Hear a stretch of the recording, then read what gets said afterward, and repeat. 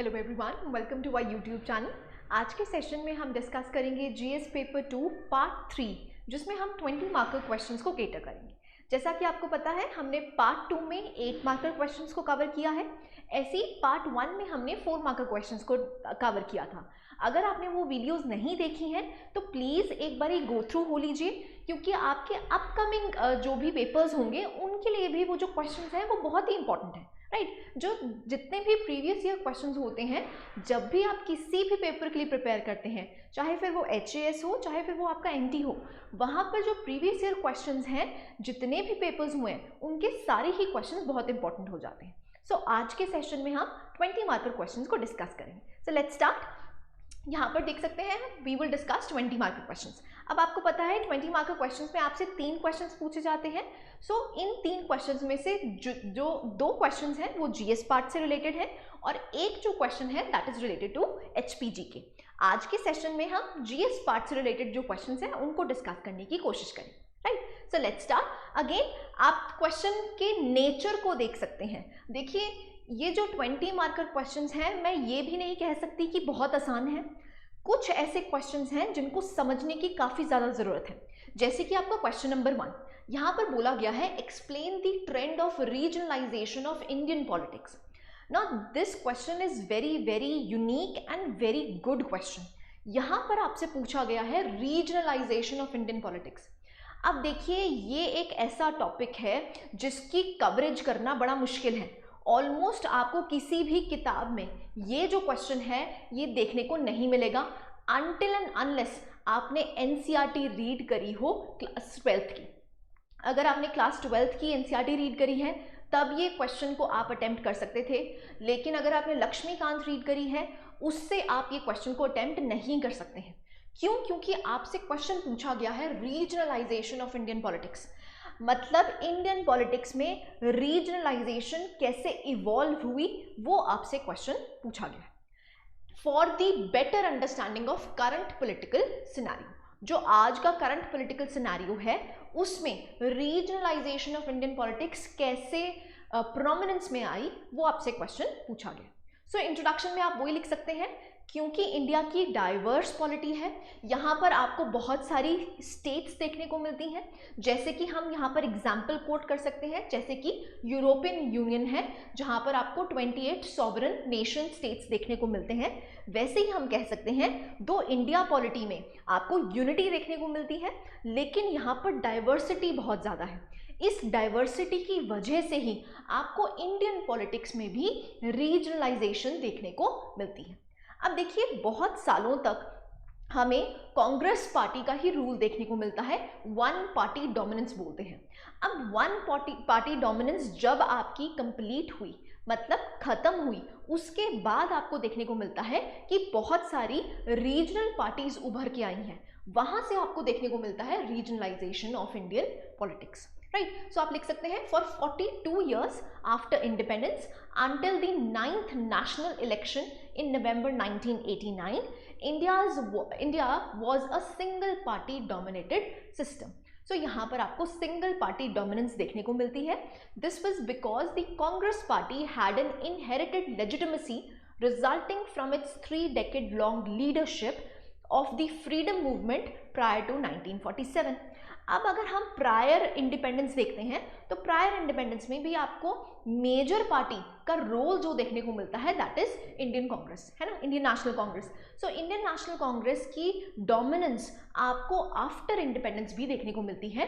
क्यों? क्योंकि लोगों का ट्रस्ट उसमें था, लेजिटिमेसी उनको प्रोवाइड की गई थी, राइट। सो यहाँ पर आपको देखने को मिलता है for 42 years single party dominance आपको देखने को मिलती है। लेकिन उसके बाद अगर हम बात करते हैं, so it was the first time that the Congress faced a threat to its supremacy was in 1967 during the 4th Lok Sabha election. That year, Congress saw its majority in the Lok Sabha, that is the House of the People of Parliament, significantly reduced, and in the state elections, it was either defeated or could not form governments on its own in many states. देखिए, first instance हमें regionalisation of Indian politics में कब देखने को मिलता है? 1967 के elections में। 1967 में कहा जाता है कि जो कांग्रेस, दो पार्टी जो है वो पावर में आई, लेकिन जो पावर उनको मिली वो बहुत मुश्किल से मिली। कैसे? क्योंकि वहां पर आपको उनकी सीट्स जो है काफी आपको रिड्यूस होती हुई दिखी। तो आपने यहाँ पर कोट कर दिया कि इनकी सुप्रीमेसी को थ्रेट कब मिला? 1967 के लोकसभा इलेक्शंस में। ऐसे ही notably the Congress party has never won an absolute majority in any national election. The highest ever proportion of the popular vote it won was 48% in 1984 when Rajiv Gandhi benefited from the sympathy vote following the assassination of Indira Gandhi. So ऐसा कहा जाता है कि 48% votes आपको highest ever देखने को मिले। कब? जब राजीव गांधी पावर में आए। अब राजीव गांधी पावर में कब आए थे? उस टाइम सिचुएशन ऐसी थी कि असैसिनेशन किसकी हुई थी? इंदिरा गांधी की। उसके बाद उनको सिंपैथी वोट्स के लिए कहा गया कि कांग्रेस ने 1984 में उनको हाईएस्ट एवर वोट शेयर मिला, दैट इज 48%। उसके बाद से ऐसा देखा गया है कि कांग्रेस को पूरी सुप्रीमेसी जो उनकी है उनको आपको उसमें आपको दाग देखने को मिलते हैं, रीजनलाइजेशन ऑफ इंडियन पॉलिटिक्स देखने को मिलती है, राइट। सो अगेन आपने एग्जाम्पल्स को कोट करना है। अनटिल एंड अनलेस आप एग्जाम्पल्स को कोट नहीं करेंगे तब तक आपको यहाँ पर मार्क्स नहीं मिलेंगे, राइट। सो अगर हम trend of regionalization of Indian politics की बात करते हैं, सो आप देख सकते हैं as early as 1967 regional parties such as DMK in Tamil Nadu were on the rise, and in 1983 NT Ramarau's Telugu Desam Party, जिसको हम TDP कहते हैं, crushed Congress in state elections in Andhra Pradesh. अब यहाँ से आपको रीजनलाइजेशन ऑफ पॉलिटिक्स देखने को मिलती है। क्यों? क्योंकि आप साउदर्न स्टेट्स में देखेंगे, साउदर्न स्टेट्स में आपको प्रोमिनेंस किसकी देखने को मिली? नॉन कांग्रेस पार्टीज की, चाहे फिर वो डीएमके हो चाहे फिर वो टीडीपी हो, राइट। ऐसे ही meanwhile the Left Front an alliance of left wing parties and essentially also a regional or state specific formation stayed in power in West Bengal for 34 years. So आप देख सकते हैं 2011 तक भी वेस्ट बंगाल में आपको कहाँ पर लेफ्ट लीनिंग पार्टीज देखने को मिलती हैं, कम्युनिस्ट पार्टीज देखने को मिलती हैं जो कि पावर में रही, again non Congress parties, right. ऐसे ही but it took the end of the Congress nationwide dominance in November 1989 for there to be a fundamental change in Indian polity. So 1989 के जो लोकसभा इलेक्शन होते हैं उसके बाद हम कह सकते हैं जो उनकी डोमिनेंस है over nation wide politics, Congress की जो डोमिनेंस है वो आपको रिड्यूस होती हुई दिखती है, right. So this is the trend of regionalisation. ऐसे ही और एग्जांपल्स आप देख सकते हैं। The trend towards regionalisation is illustrated well by the example of Uttar Pradesh. The Congress was almost continuously in power in UP from independence till 1989. 1989 के बाद देखने को मिलता है यहाँ पर रीजनलाइजेशन, क्योंकि यूपी में डोमिनेंस किसकी रही? कांग्रेस की। लेकिन 1989 के बाद आपको देखने को मिलता है जो ये कांग्रेस डोमिनेंस है वो आपको बिल्कुल नलीफाई होती हुई दिखती है। सो आप देख सकते हैं in early 1990s this Congress vote base fail away. Most of the upper caste Hindus defected to Bharatiya Janata Party, that is BJP, the Hindu Nationalist Party, और जो दलित्स थे वो किसकी तरफ शिफ्ट हो गए? बीएसपी की तरफ शिफ्ट हो गए। A party which was formed in 1984 to provide an autonomous platform to the voice of the lowest castes. और जो आपको मोस्ट मुस्लिम्स देखने को मिलते हैं, क्योंकि जब अयोध्या का कॉन्फ्लिक्ट हुआ, बाबरी मस्जिद का कॉन्फ्लिक्ट हुआ, वो जो लोग हैं, जो मुस्लिम सेक्शन है, वो किसकी तरफ टिल्ट हो गया? That is Samajwadi party, right. So SP और बीएसपी का आपको यहाँ पर प्रोमिनेंस देखने को मिलता है। तो यहाँ पर सेग्रीगेशन हो गई, यहाँ पर कास्ट पॉलिटिक्स एंटर कर गई, जिसकी वजह से आपको यूपी के शहर में रीजनलाइजेशन इन इंडियन पॉलिटिक्स देखने को मिलता है, जहाँ पर कांग्रेस डोमिनेंस में थी। लेकिन 1989 के बाद आपको ऐसा देखने को मिलता है कि इनकी जो डोमिनेंस है वो क्या हो चुकी है? खराब हो चुकी है, ओवर पावर दूसरी पार्टीज ने कर लिया, राइट। सो यहाँ पर एग्जाम्पल्स देने बहुत जरूरी थे। अब देखिए, क्योंकि 20 मार्कर क्वेश्चन है तो यहाँ पर आप बता सकते हैं कि इस रीजनलाइजेशन ऑफ इंडियन पॉलिटिक्स की वजह से पॉजिटिव्स क्या हुए, नेगेटिव्स क्या हुए। सो पॉजिटिव्स क्या है? देखिए सिंपल सी बात है, जब भी एक रीजन स्पेसिफिक जो भी पॉलिटिकल पार्टी है वो उभर के आती है तो वहाँ का जो लोकल वॉइस है वो उभर के आती है। अब सपोजिटली हम यूपी की बात करते हैं, वहाँ पर जो लोएस्ट मोस्ट सेक्शन है दैट इज दलित्स, सो वहाँ पर बीएसपी ने उनको वॉइस दी, उनको पॉलिटिकल रिप्रेजेंटेशन दी, जिसकी वजह से उनका जो स्टैचर है सोसाइटी में वो बढ़ना शुरू हुआ। तो पॉजिटिव वो ही है। सबसे पहला पॉजिटिव क्या है? Regionalisation is a positive development as it deepens the representative character of the polity. ये मैं आपको बता चुकी हूँ, क्योंकि जब भी डोमिनेंस कहीं भी किसी भी पार्टी की होगी, चाहे फिर वो कांग्रेस हो चाहे फिर वो बीजेपी हो, राइट नाउ यहाँ पर डोमिनेंस आपको किसकी देखने को मिलती है? बीजेपी की देखने को मिलती है। अब जो डोमिनेंस है उसको काउंटर करने के लिए आपके पास रीजनल पार्टीज बहुत ही इंपॉर्टेंट हो जाती हैं। क्यों? क्योंकि वो एक तरह से क्या प्रोवाइड करती है? डाइवर्स कैरेक्टर प्रोवाइड करती है to the Indian polity, right. Next आता है, but it is a still development with complex implications. The fact is that the most powerful leaders in India's politics today are regionalists who have a mass base in one populous state of the Indian Union. यहाँ पर आप example भी दे सकते हैं। देखिए यहाँ पर prime minister Modi का एग्जाम्पल दे सकते हैं। वो चीफ मिनिस्टर रहे किसके? गुजरात के। तो वहाँ पर आपको देखने को मिलता है कि जो भी हमारे मेजर लीडर्स हैं वो कहाँ से उभरे हैं? एक रीजन से उभरे हैं। तो यहाँ पर पॉजिटिव्स भी देखने को मिलते हैं कि जो भी हमारे नेशनल लीडर्स हैं वो नेशनल लीडर्स भी एक्चुअली किसी रीजन से आए हैं। सो यहाँ पर क्या है? डाइवर्सिटी आपको देखने को मिलती है, राइट। सो ये पॉजिटिव्स हो गए। ऐसे ही हम नेगेटिव्स लिख सकते हैं। नेगेटिव्स में क्या है? The potential problem with the dominance of regional figures in India's politics is this that since these leaders are concerned with their own states a wider national perspective may get diminished. अब यहाँ पर यही होगा कि अगर national leaders जो हैं वो एक रीजन से उभरे हुए हैं तो वो अपने रीजन का ज़्यादा ध्यान रखेंगे। नेशनल कैरेक्टर जो है वो थोड़ा डिमिनिश हो जाता है। सो this is the negative point. ऐसे ही सेकेंड पॉइंट की बात करते हैं।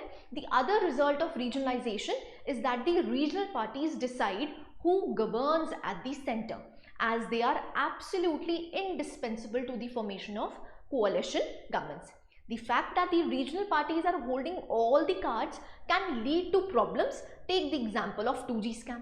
अब ये जो 2G स्कैम हुआ था उसमें भी तो यही था कि क्योंकि नेशनल कैरेक्टर, जैसे फॉर एग्जांपल आपकी जो पार्टी है जो लोकसभा के इलेक्शंस जीत के आई है, वहाँ पर आपको कोalition गवर्नमेंट देखने को मिलती है। अब उस कोalition गवर्नमेंट में क्या होता है?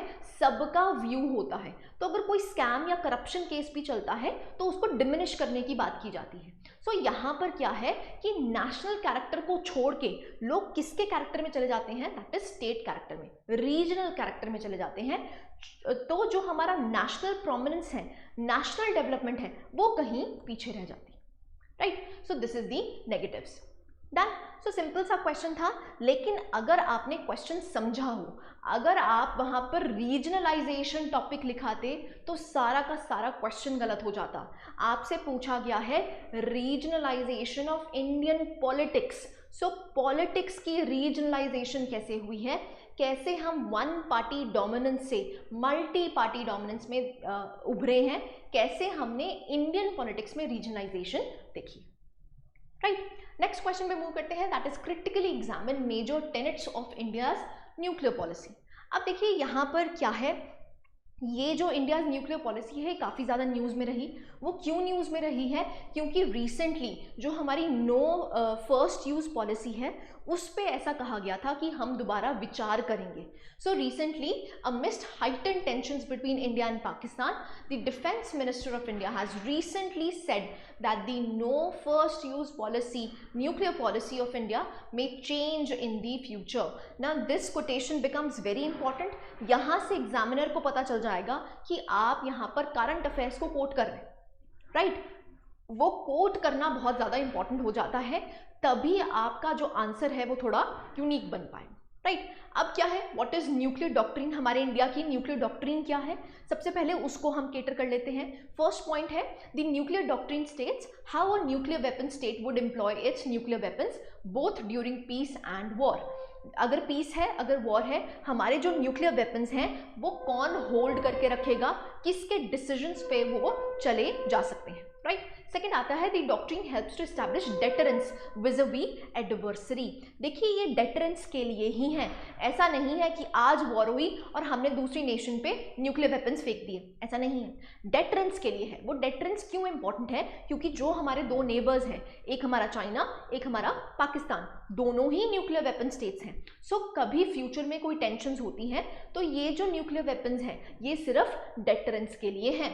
क्रेडिबल मिनिमम डेटरेंस, ये आपको वर्ड याद रखना है कि हमारी जो न्यूक्लियर डॉक्ट्रिन है वो इसी पे फोकस्ड है कि हमारे पास एक मिनिमम डेटरेंस का वेपन हो जिससे कि हम अपने नेबर कंट्रीज को धमका सकें, right. So this is the doctrine helps to establish deterrence. Third आता है through the nuclear doctrine a state can communicate its intention and resolve to the enemy. The doctrine also guides the state's response during war. So state का क्या response होगा during war, वो हमारा nuclear doctrine बताता है। तो simple, it is nuclear doctrine. अब हम फीचर्स देखते हैं इंडियाज न्यूक्लियर डॉक्ट्रिन की। नंबर 1 है no first use policy. No first use का मतलब क्या होता है कि हम यहाँ पर सपोजेडली आज इंडिया और पाकिस्तान की वॉर होती है तो हमारी तरफ से पहला न्यूक्लियर वेपन नहीं फेंका जाएगा। यहाँ पर नो फर्स्ट यूज पॉलिसी से क्या होता है, दोनों ही कंट्रीज को रिजॉल्व करने के लिए एक रूम मिल जाता है, राइट। क्योंकि यहाँ पर हम जो न्यूक्लियर वेपन स्टेट हैं वो हम एक रिस्पॉन्सिबल न्यूक्लियर स्टेट हैं और हमने जो न्यूक्लियर वेपन्स बनाए हैं वो सिर्फ मिनिमम डेटरेंस के लिए बनाए हैं, इसीलिए हमारी पॉलिसी क्या है, that is no first use policy. Done. Next आता है it asserts that nuclear weapons are solely for deterrence. ये हम बात कर चुके हैं कि रिटेलिएशन ओनली, जिस टाइम अगर हमारी कंट्री पे कोई न्यूक्लियर वेपन फेंकता है तो हम रिटेलिएट करेंगे, राइट, हम फर्स्ट यूज नहीं करेंगे। Next, only civilian political leadership has the power to authorize nuclear retaliation. अब न्यूक्लियर रिटेलिएशन किसके हाथों में होगा, सिविलियन पॉलिटिकल लीडर्स, मतलब प्राइम मिनिस्टर के हाथों में होगा, पीएमओ के हाथों में होगा, आर्मी के हाथों में नहीं होगा। So that is the third point, very very important point. Next आता है the government of India will not respond with a punitive retaliation should deterrence fail. Fifth point आता है that is nuclear weapons will never be used against non nuclear weapon states. सो यहाँ से क्या है, जो नॉन न्यूक्लियर वेपन स्टेट्स हैं उनको एक तसल्ली मिल जाती है कि हमारे ऊपर इसको यूटिलाइज नहीं किया जाएगा, right. So this is India's nuclear doctrine. तो सबसे पहले आपने न्यूक्लियर डॉक्ट्रिन बताया, न्यूक्लियर डॉक्ट्रिन होती ही क्या है, उसके बाद इंडिया की न्यूक्लियर डॉक्ट्रिन क्या है, उसके 5 की पॉइंट्स। अब आपको क्योंकि क्रिटिकली एग्जामिन पूछा है तो आप बता सकते हैं इसके एडवांटेजेस क्या हैं और इसके डिसएडवांटेजेस क्या हैं। सो एडवांटेजेस क्या है, सबसे पहले it facilitates restrained nuclear weapons programme without tactical weapons and a complicated command and control system. सो यहाँ पर आपको रिस्ट्रेन्ड न्यूक्लियर वेपन्स प्रोग्राम की बात करी गई है, क्यों, क्योंकि हम यहाँ पर सिर्फ डेटरेंस की बात कर रहे हैं। डन। सेकेंड पॉइंट आता है the doctrine minimises the probability of nuclear use, क्योंकि यहाँ पर हमारे पास नो फर्स्ट यूज पॉलिसी है नंबर 1, जिससे क्या है न्यूक्लियर वेपन्स यूज करने की जो संभावना है, प्रोबेबिलिटी है, वो काफी रिड्यूस हो जाती है, राइट। थर्ड पॉइंट आता है that is the doctrine also reduces the chance of unnecessary chaos. Unnecessary chaos नहीं होंगे, क्यों, क्योंकि हर कंट्री की अपनी न्यूक्लियर डॉक्ट्रिन होती है। जैसे इंडिया की अपनी न्यूक्लियर डॉक्ट्रिन है वैसे ही जितनी भी न्यूक्लियर वेपन स्टेट्स हैं उनकी अपनी डॉक्ट्रिन्स हैं। तो जब ये डॉक्ट्रिन्स को पब्लिश किया जाता है तो दोनों स्टेट्स को पता होता है कि हमने अपनी डॉक्ट्रिन के हिसाब से ही काम लेना है। सो यहाँ पर क्या है, it reduces the chance of unnecessary chaos. ऐसे ही फोर्थ पॉइंट की बात करते हैं, strict adherence to the doctrine can strengthen India's efforts to gain the membership in the NSG, that is nuclear supplies group and the United Nation Security Council. अब India को कहा जाता है, जब हमने इंडिया यूएस की सिविल न्यूक्लियर डील हुई थी 123 अग्रीमेंट जिसको कहा जाता है, तो उसके बाद से इंडिया को देखा गया है as a responsible nuclear weapon state. So अगर हम इस डॉक्ट्रिन की अधेरेंस रखेंगे, इसको मानेंगे, तो जो हमारी मेंबरशिप टू एनएसजी है और यूएनएससी में हम परमानेंट मेंबरशिप जो पाना चाहते हैं उसके लिए हम काफ़ी स्ट्रॉन्ग कंटेंडर बन जाएंगे, राइट। सो ये अधेरेंस बहुत ज़्यादा इंपॉर्टेंट है, जिससे क्या है अपने सिटीजन्स एज वेल एज दूसरी कंट्री के सिटीजन्स को एक बैकिंग मिल जाती है कि हमारी जो डॉक्ट्रिन है वो काफ़ी इफेक्टिव है, right. So these are the advantages.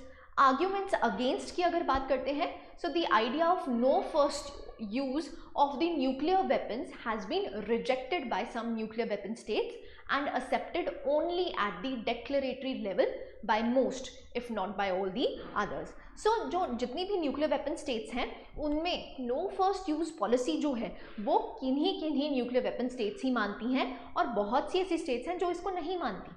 तो यहाँ पर जो मिनिमम डेटरेंस की बात हो रही है वो यहाँ पर नलीफाई हो जाती है।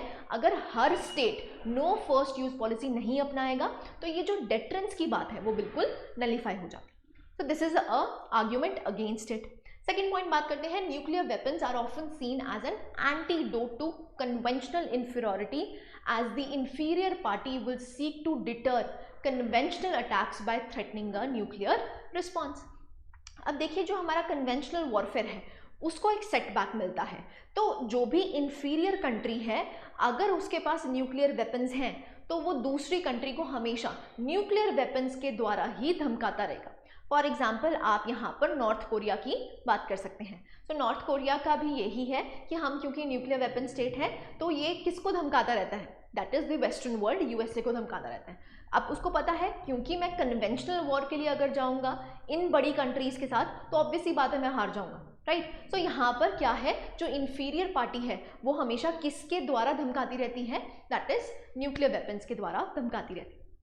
नेक्स्ट पॉइंट आता है, in India the NFU policy has been called into question on the ground that it allows Pakistan to take the initiative while restricting India's options militarily and puts India in a disadvantageous position। अब देखिए no first use policy हमारी है, पाकिस्तान की नहीं। तो एक तरह से पाकिस्तान को यहाँ पर एक वेवर दे दिया गया कि भाई ठीक है अगर वॉर होती है तो सबसे पहले जो न्यूक्लियर वेपन्स हैं वो तुम हमारे पे चलाओगे। तो यहाँ पर इंडिया के लिए एक डिसएडवांटेजेस पोजीशन हो जाती है। तभी ये जो इंडिया की न्यूक्लियर डॉक्ट्रिन है ये काफ़ी ज़्यादा न्यूज़ में रही थी कि ये जो नो फर्स्ट यूज पॉलिसी है क्या हमें हटा देनी चाहिए, right. So these are some of the arguments against this. अब वे फॉरवर्ड क्या हो सकता है, देखिए जो सिक्योरिटी एज अ कॉन्सेप्ट है वो एक डायनेमिक कॉन्सेप्ट है। डायनेमिक कॉन्सेप्ट का मतलब क्या होता है, विद चेंजिंग टाइम्स आपकी जो कन्वेंशनल वॉर है वो धीरे धीरे कम हो रही है। फॉर एग्जाम्पल अगर हम बात आज की करते हैं, 21st सेंचुरी की बात करते हैं, तो ये जो कन्वेंशनल वॉर्स हैं आपको बहुत कम देखने को मिलेगी, उम्मीद भी बहुत कम है कि शायद कन्वेंशनल वॉरफेयर हो। यहाँ पर हम बात करते हैं साइबर वॉरफेयर की। अब ये जो सिक्योरिटी एज अ कॉन्सेप्ट है ये बहुत डायनेमिक है। विद चेंजिंग टाइम्स जो वॉर के पैटर्न्स हैं वो भी चेंज हो रहे हैं। तो इसीलिए कहा जाता है कि जो सिक्योरिटी है वो एक डायनेमिक कॉन्सेप्ट है। क्योंकि ये डायनेमिक कॉन्सेप्ट है तो इसके द्वारा जो हमारी कंट्री में डॉक्ट्रिन्स बनी हुई हैं उनकी जो पॉलिसी रिव्यू है वो बार बार होना चाहिए। क्यों? क्योंकि जो सिक्योरिटी है वो एक डायनेमिक कॉन्सेप्ट है, right? Number one. Number two, if Indian policy makers feel a need to review the nation's nuclear doctrine, they should be cognizant of the costs involved in doing so. अब India के जो भी policy makers हैं जिनको review इन policies को, इन doctrines को review करने की ज़रूरत है, तो यहाँ पर आपको ये देखना पड़ेगा कि हमारी इससे अगर हम पॉलिसी को रिव्यू करते हैं, चेंज करते हैं, तो इससे हमारी कंट्री को क्या एडवांटेजेस होंगी और क्या डिसएडवांटेजेस होंगी, right. So also India must gradually, just a second, हाँ जी, India must gradually revise its posture of active deterrence to dissuasive deterrence by building up its infrastructure along the border. अब देखिए मैंने आपको बताया न्यूक्लियर वेपन स्टेट्स क्या है, that is deterrence के लिए हमने वेपन स्टेट्स न्यूक्लियर वेपन्स बनाए हुए हैं। अब डेटरेंस के लिए हम एक्टिव डेटरेंस से किस पे शिफ्ट हुए, डिसवेसिव डेटरेंस पे शिफ्ट हुए। ये हम कैसे कर सकते हैं, अगर हम बॉर्डर इंफ्रास्ट्रक्चर को अच्छा कर पाएँ और ये जो इनफिल्ट्रेशन है इन टेररिस्ट ग्रुप्स की उनको हम डिसवेड कर पाएँ। सो हमारा मकसद क्या है कि हम डिसवेसिव डेटरेंस पे जाएं। वो कब जा पाएंगे, जब हमारा बॉर्डर इंफ्रास्ट्रक्चर अच्छा होगा, सर्वेलेंस अच्छी होगी, वार्निंग कैपेबिलिटीज़ जो हैं वो काफ़ी अच्छी होंगी, राइट। सो इससे हम क्या है, एक्टिव डेटरेंस से किस पे जा सकेंगे, डिसुएसिव डेटरेंस पे जा सकेंगे। अब देखिए ये जो की टर्मिनोलॉजीज होती हैं, जब आप इनको लिखेंगे, जब भी हम इंटरनेशनल रिलेशंस की बात करते हैं, इंटरनेशनल रिलेशंस में सबसे इंपॉर्टेंट होते हैं कीवर्ड्स। अगर आपको कीवर्ड्स याद नहीं है तब तक आपका आंसर यूनिक नहीं बन पाएगा and you won't fetch more marks in that, right. So ये 2 क्वेश्चंस थे जो आपसे जीएस पेपर 2 में पूछे गए थे। सो थर्ड क्वेश्चन जो है that was related to HP GK. I hope you like the lecture. Thank you very much.